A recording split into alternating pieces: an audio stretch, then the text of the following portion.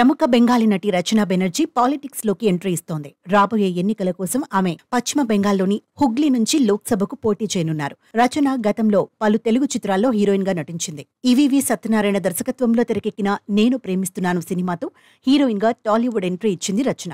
ఆ తర్వాత పిల్ల నచ్చింది, బాలకృష్ణ హీరోగా నటించిన సుల్తాన్తో పాటు చిరంజీవి బావగారు బాగున్నారతో పాటు కన్యాదానం, రాయుడు వంటి చిత్రాల్లో కథానాయికగా నటించింది. చివరిగా తెలుగులో వైవీఎస్ చౌదరి దర్శకత్వంలో తెరకెక్కిన లాహిరి లాహిరి లాహిరిలో సినిమాలో హీరోయిన్ గా నటించింది.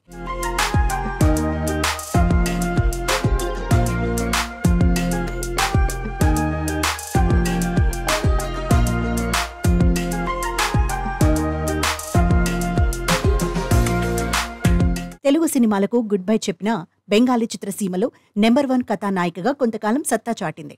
మరోపక్క ఒడియా, హిందీ, తమిళం సహా పలు భాషల్లో నటించింది. 1994లో ఈమె ఫెమినా మిస్ ఇండియాగా ఎంపికైంది.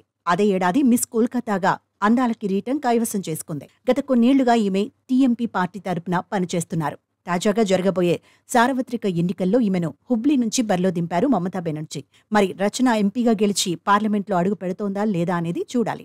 గతంలోనూ టీఎంసీ పార్టీ తరపున సినీ నటులో మిమి చక్రబర్తి, నుస్రత్ జహాన్ వంటి హీరోయిన్స్ ఎన్నికలలో గెలుపొంది సత్తా చాటారు.